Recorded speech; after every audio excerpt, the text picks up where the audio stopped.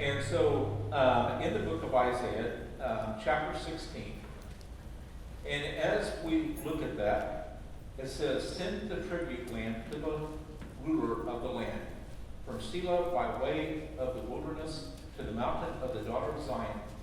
Then like a fleeing birds or scattered nestlings, the daughter of Moab will be at the ports of Arnon. Give advice, make a decision, cast your shadow like night at noonday. Hide the outcast, and do not betray the fugitive. Let the outcast of Moab stay with you. Be a hiding place for them from the destroyer. For the executioner has come to an end. Destruction has ceased. Oppressors have completely disappeared from the land. A throne will even be established in loving kindness. And a judge will sit on it in faithfulness in the tent of David. Moreover, he will seek justice and be prompt in righteousness. We have heard of the pride of Moab, an excessive pride, even his arrogance, pride, and fury. His idle boasts are false. Therefore Moab shall well, every one of Moab shall well. You shall mourn for the racing cakes of Kir Harash, as those who are utterly stricken, for the fields of Heshbon have withered, and the vines of Shimon as well.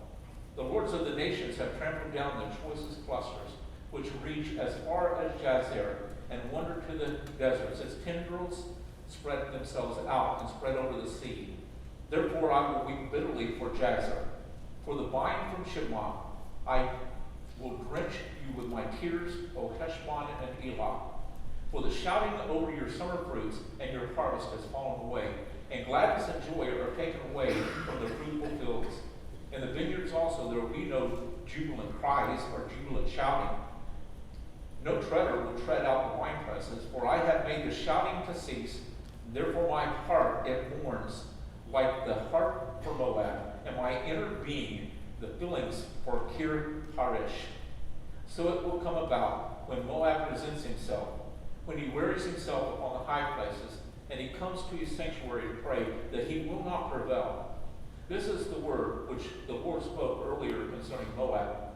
But now the Lord speaks, within 3 years, as a hired man would count them, the glory of Moab will be degraded, along with all of this great population, and his remnant will be very small and unpowerful. We look at this passage in the book of Isaiah. When we think about Moab, Moab is not part of Israel. It's not part of the covenant community. It doesn't have a place in that covenant of grace. And as Assyria and later the Babylonians come through the land, and it seems as though they're uncontested in every place that they go, it brings disaster, it brings horror upon every nation. And if you can't stay in your home because of the devastation, then where do you go? You flee. But if you flee from one country into another region where your neighbors are your enemies, then where is there any shelter at all? But for all the nations, they're told to seek, to go to Jerusalem, to go to Zion, go to the temple, and seek their shelter, no matter who they are, to seek their shelter from the Lord. And that's exactly what God has told us to do. If we look around this room and we see everyone that's here, the majority here are not Jewish, but rather are Gentiles. We didn't come from a Jewish stock, but rather we're born from among the nations, the multitude of nations, of every tribe and every language and every people group, and we all comprise this body that's known as the church. And every one of us who did not have this hope or this promise, and we know that clearly because Paul said in Ephesians chapter 2, beginning of verse 11, that we were uncircumcised, we were without hope, we were without God, we didn't have the covenant of promises, we didn't have the land promises, and we didn't even have God. We didn't have anything.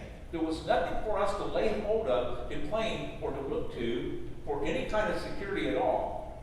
But Jesus Christ has broken down all the barriers. He has broken down the dividing wall between Jew and Gentile. He has made both of them, as Paul would say to the Ephesians, he made them both one. That we both together, by the Holy Spirit, through Jesus Christ, come to the Father. And that we have access.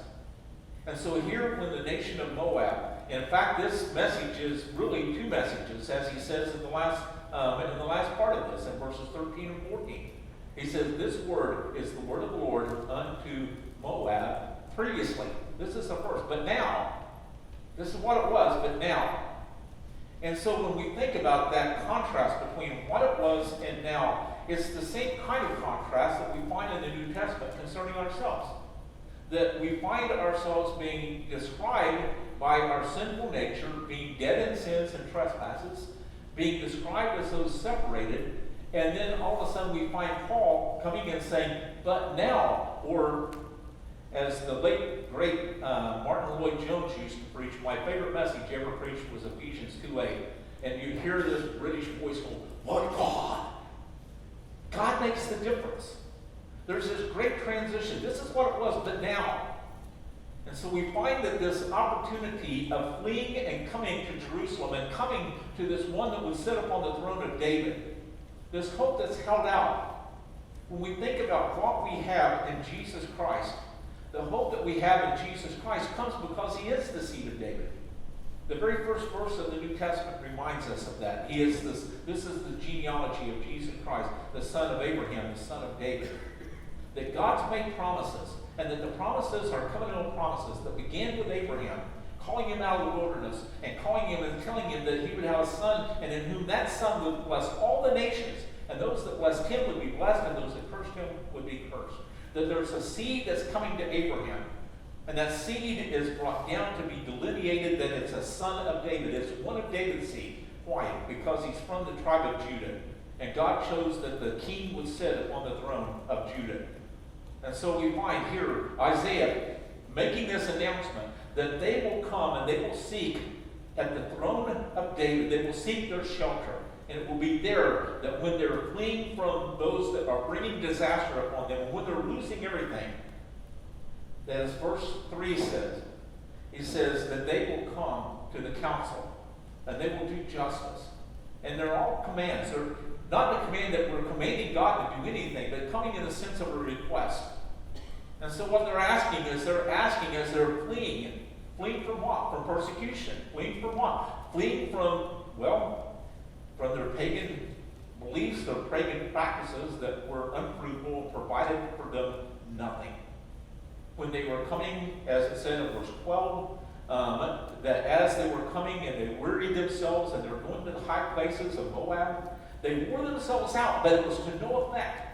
It was like the challenge at Mount Carmel when the prophets of Baal, and they were crying out, and you had the challenge between the two of them, and all day long they're crying out, and they're praying that the gods would hear them, and they were cutting themselves, and the whole time Elijah is taunting them, making fun of them. Well, we don't find that Isaiah is making fun of him. He's looking and reminding them, what you're seeking, what you're looking for will not prevail, has no effect. When you go to the sanctuary of your gods, you pray and you pray, but they are incapable of accomplishing anything. And so if we keep doing the same thing, we keep looking to the same thing that gives us no answer. If I follow these steps, and it seems like every time you turn around, there's a new 12-step book. These 12 steps to the great spiritual life, or these 10 steps to a more abundant life, or these 10 steps to this or that. We look for steps, we look for a methodology, we look for a way to be able to accomplish or to get what it is that we want. If you'll give a certain amount of money, then God's going to bless you and multiply it 100-fold, 30-fold, 60-fold. And so if you do this, then God's going to do this. We begin to try to hold God under some kind of compulsion that God's got to do this because I did this. Well, they're praying to God, to their gods, and it's to no effect. It does not prevail. It doesn't do anything for them. And we look at their character of the Moabites. In verse 6, he reminds us, he says, we have heard of the pride of Moab. It's exceeding. It's enormous. The pride of Moab. How exceeding it is. His arrogance, his pride, his insolence. But there's nothing to his boast. All that he boasts that he can do, all that he ascribes to himself that he can accomplish, he can't. And we're the same way. When we come before God, the only thing that God doesn't oppose is humility, that we come before God humbly, because God does resist the proud. And so we find that the pride of Moab, his arrogance, his pride, his insolence, all the boasts that he makes, they have no effect. They will not deliver him. And the only thing that possibly can deliver them, and the only thing that can deliver us, the only thing that can deliver us is the hope that we find in Jesus Christ, the Son of David, upon his throne, that we come before him. R.C. Sproul's mentor, John Gerstner, used to say that at the heart of every single sin is pride. That I deserve this, that I have a right to this, that this is mine. And at the heart of every sin, that if you could get to the root of it, pride would be at the base and the foundation of all of it. And so we find it is with Moab. That Moab thinks that on the eastern side of the Jordan River, with a mountain range to their east, and with the river and the sea, Dead Sea to their west, that they were protected, that they had some kind of insulation against foreign attacks. In fact, the desert was behind them. And with all of their boasting, it says in verse 7, therefore, Moab will be wailing for Moab. All of them are going to be wailing. And the things that they're wailing for isn't, they're not repentant towards sin, they're not repentant towards their life, they're repentant for what they've lost. They look, well, we've lost this and we've lost that. There's only one thing that any person takes with them when they die. Only one thing. Just one thing. I don't get to take my resources. I don't get to take my home. I really don't get to take anything except one thing. And it's that thing that is described by how I have lived my life. The works that I have done, whether they've been ascribed to righteousness or whether they've been ascribed to sin. And the only ones that are righteous are those that are done in Christ. That which has been done in Christ, that when they stand before the judgment seat of Christ, that they are proven to be those things that are valuable, built upon the foundation of Christ, that they prove to be valuable as gold and silver and precious jewels would be. That they're the only thing that will stand, and everything else. So what are they mourning for? For raising cakes. Well, didn't Israel mourn for the same thing in the wilderness when they had gone out into the Sinai Peninsula? And they're out there for many days, and for 40 days at Mount Sinai, and they're wailing for cucumbers and for their leeks, and they're wailing for all the things that they had when life was so good in Egypt, wasn't it? Looking for the things that, again, it reminds me of 1 Corinthians 10:31. Whatsoever you do, O man, whether you eat or drink, it doesn't matter what you're doing. Do everything for the glory of God. They're more concerned for the eating and drinking than they are for anything else. And so the very productivity, everything that they had was ripped away. And the abundance that they produced that had reached outside of their border had all withered because it had been cut away. And there was nothing for them to trust, nothing for them to hope in. It had all been taken away, verse 10 says. And so there was no more singing at harvest time. There was no more fruitful joy coming out of it. No one stomping out the grapes. All of it ceased. And all they had was moans. In verse 11, therefore, when he says my soul, he's not looking at the soul itself, but he's looking at the very depth. It's not even the word heart. The very depth of who he is. Therefore, my inner being, my inner person, like singing a morning song for Moab. And the heart, not in the sense of what we would say our heart in this way, but the very thing that's the nearest to me, for Kir Kadesh. So nothing but mourning. And when devastation comes, that's all it is. When sin finally has its way upon us, all it leaves for us is weeping and mourning, and gnashing of teeth, as Jesus would say. When the day finally comes and it catches us, then there's no escape. Then what do we do? Where do we go? What's our option? When we've had to flee, when there's nothing left for us to grab to, then he tells us, he says, go to the mountain of the daughter of Zion. And there, like a bird that's flown, when its nest is blown away, when there's no resting place, when there's no place for you to sit and to be satisfied and feel secure, where do you go? Flee to the daughter of Mount Zion. Flee to the place where God's presence has been declared. And And he says, and it shall be as the daughter of Moab, as she sits at the boards of the Arnon, there at their board, and she looks back and she sees all that she has lost, everything that she has forsaken because she could not withstand an enemy. Then again in verses 3, with the Messianic hymn, verses 3 all the way down to verse 6, or verse 5. And in the hymn we find, so come to counsel. You remember earlier in chapter 8 or 9, where we find the passage where he talks about, again at Christmas time, that we are using about the character of Christ, that he's the Prince of Peace, that he's the wise counselor. And that's exactly, it's in chapter 10. And it's there towards the end. And when he tells us that we're to discern wisdom, and that we're to remove those who remove the borders, that we come into the mighty one who sits. So they come to Jerusalem for counsel. Counsel from whom? From the king. Who's the king? The son of David. For us, who is that son of David? There's only one. And that son of David is Jesus Christ, our Lord. They come for that. What do they come? They come to do, and they're asking for justice.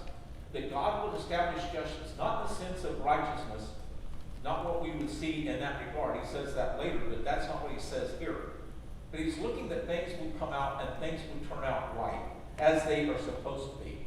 That if you give a day's labor, that you receive a day's wage. That if you paid your debt, that you receive the bill of final payment. That it doesn't get added to again and again and again, so that the price is never ever paid for. That things are done right. That things are done fitting. And that's what they're asking for. They're just asking that things would be done right. He says, make it as it were, as though in the middle of the day, when it's noon, that there would be a shade upon us, as though it were night. They're asking for God's presence to be there. Well, why would they know to do that? Has there ever been a time that God would come as a shade upon his people? Think about 40 years. How did God lead them? From the time that they left Egypt until they settled into the promised land. How did God lead them? By night, there was what? There was a fire. By day, what was there? There's a cloud by day. Well, what's the purpose of the cloud? If you're in a desert place, I mean, it was what, 90 yesterday, it's supposed to be 90 most of this week. So if it's 120 degrees, what are you praying for? For shade, for a cloud. You're looking, I remember a friend of mine that was a missionary in Kenya, and they had a picture. They had this missionary airplane that was delivering medicine and delivering Bibles, and so they pulled into this Tehran airport. And so the plane's sitting out there in the middle of the runway, and they've come in and they've done their business. When they come back to the airplane, here's a pride of lions that are lying underneath the airplane. And the reason the lions are there is one reason. It's the only place where there's shade in that whole area. So they've all crawled up underneath the airplane, and that's where they are lying. And so they have to sit back and wait until it gets dark and the lions move on before they get in the airplane and go the next day, because it couldn't leave then. And so when it's a desert, when it's trying, you're looking for shade, you're looking for shelter. And so you're coming to Jerusalem, you're coming to this king that sits upon the throne that's righteous and just in all that he does, and you're seeking shelter there. He says, hide the outcast and the fugitive. Don't betray him. Hide them away. Hide them from what? For those that seek their life, that seek them harm. When we come before God, are we not seeking refuge? Are we not seeking shelter? Are we not asking to be hidden in the cleft of the rock as Moses was when God passed by? Do we not want God to be our shelter in the midst of any storm? And that's the picture he says to Moab. Here you are, you're fleeing from the Assyrians. Here you are fleeing from persecution. Here you're fleeing from death and from all the hardships that would come with that. Seek your shelter under God. And God is one that when you come to hide from him, whether you're outcast or refuge, God will not betray you. And allow the sojourner to come into your midst, the outcast of Moab. Let the stranger come. You know, that's a troubling thing, isn't it? That we receive somebody in. There was a Southern Baptist missionary and his family named Jimmy Hooten. I met Jimmy back in the, I guess, late 70s at Criswell Bible College. He had been a missionary in Uganda, and he was there during Idi Amin's horrible reign. And so the army was going through villages, and they were killing, cheating people, and they were raping women, and they were just thievery. It was horrible, as Jimmy described it. So they had gotten an announcement. It was largely Muslim, but they got an announcement from a Christian who was an officer. And he came into the village where they lived, and a couple of other missionaries were at. And he warned them. He says, "You need to get out. You need to get out of the country tonight. Whatever means you've got to do, you need to get out tonight." And so Jimmy and his family got in their Land Rover, and they began to take off cross country. But they weren't able to get out of the country fast enough. And they drive into the village, and they would see where they had already come by, kind of like Rwanda during just a few years back. And so here they are, and they're driving through, and they come into the village, and people are running, and they just stop because the mass of the people are just fleeing out of the village. And while they're sitting there waiting, there are only white people there sitting. The door opens on the side of their Land Rover, and a lady gets in, and she sits there quietly, doesn't say a word. And she just sits there. And the military comes running by, and it's like there's a shadow, like a hand, just hiding it. And the military comes through, and they're shooting, and they're pilfering everything. And as soon as they go by, she gets out of the car, and she takes off in another direction, and they're still sitting there. And it was like the hand of God had just hovered over them. And I don't know about you, but if I were in that circumstance, would you want the hand of God to hide you? But you know there are things that are more deadly than that in our lives. Sin is. And temptation is. And wouldn't it be good to know that we can come before God no matter what our struggle is and know that God's shelter is over us? That God gives us shade, that God gives us refuge when we need Him. Refuge from the storms of life, the storms of our own, sometimes of our own doing. That God doesn't cast us out, that we can find, that we can sojourn with Him, that we come and find a home in His house, that we who are strangers have been brought near, that we who were not His children have been adopted in His family, that God has made us one with Him. And so it is. And He says, "So no more the oppressor, and the destruction will cease, and those who trample will vanish from the land." Why? Because God has established His throne in covenant faithfulness and loyal love. In the New Testament, it would be called God's love, or agape. In the Old Testament, it's chesed. It's that faithful, loyal love, that God's steadfast in His love, that God never fails, that God keeps the promises that He has. And the throne of David, the throne of His Son, Jesus Christ, that He sits upon, is established in that faithful, loyal love. And He demonstrated that love to us. And that while we were yet sinners, what? Christ died for us. And that God loved us and sent His Son into this world, that whoever believed in Him would not perish, but have everlasting life. And so we find that His throne is established in that. That when He had made a sacrifice for sin, that the Son of Man ascended into heaven, and He came before the Ancient of Days in Daniel 7, and God gave Him the reward of His soul by giving Him people, a kingdom of people of every tribe and nation and tongue, that He came to the very presence of God and He sat down. Or as the writer of Hebrews says, that we go to the throne of mercy where we seek grace. And it's the same picture.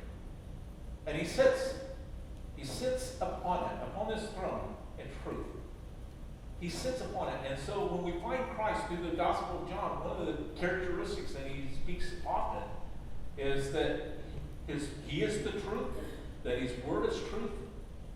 So much so that when Pilate is challenging Him, and He is under arrest and under trial, and he would say, "Speak of the truth," and we find Pilate's response, "What is truth?" In our day, that question is still the same, but we know what the truth is. The truth is the Word of God. The truth is the very presence of God. The truth is here. We have the truth embedded in this text, embedded in the Bible that we hold. And if we want to know the truth sets us free. It is here. And it dwells in David's tent. It dwells where we can come and seek Him out in the person of Jesus Christ. And so he judges, and he seeks for righteousness, and he's swift to do righteousness. And so we look at the characteristics of this king that says that first he's just, that he's just in the things that he does. Everything is just and right. That Christ always spoke in righteousness. Christ always acted out of that righteousness. And he seeks justice whenever there was a contention. For example, when he comes into the house of a Pharisee and he's sitting there, and there is a woman that's weeping and her tears are falling upon his feet, and she bends down in probably embarrassment to wipe the tears off of his feet with her hair, nothing else to wipe it with, and wiping it with her hair and then kissing his feet and sobbing. That the Pharisee in his heart said, if he was really a prophet, he would know what manner of woman this is. And Jesus looks at him and he says, Simon, since I came into this house, you've not even given me anything to wash my feet or hands. But since she came in, she's not ceased to wash my feet with her tears. To whom has been forgiven much, what? They love much. That when we've been forgiven much, that we love much. They seek that which is just. This woman found righteousness and justice at the feet of Christ. And not only that there is justice, but that righteousness comes quickly. That the vindication of things comes very quickly. It's not prolonged. It's not as though we have to wait, like that old hymn says, we'll understand it.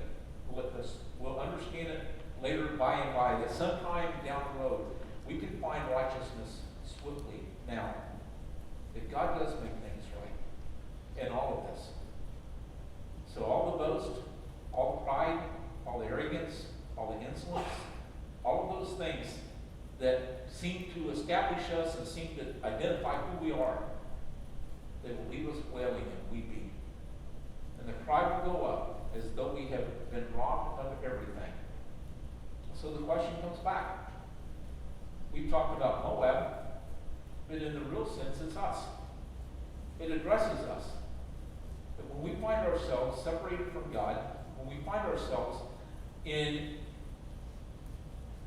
lacking, when we find ourselves in trouble, when we find ourselves separated, as though we were in the desert place, where do we go? To whom can we appeal? Where is there a place that we can go, and to whom can we go before? That we will find this everlasting peace, and there's only one. There's only one name given under heaven by which men can be saved. The name is the Lord Jesus Christ. And when we come to him, we will find perfect peace. And if we don't come to him, we'll find no peace at all. And so he is the one who is establishing. He welcomes the outcast, the refugee. He welcomes those who would come and flee to find shelter. Because his throne is a throne of loving kindness and everlasting mercy.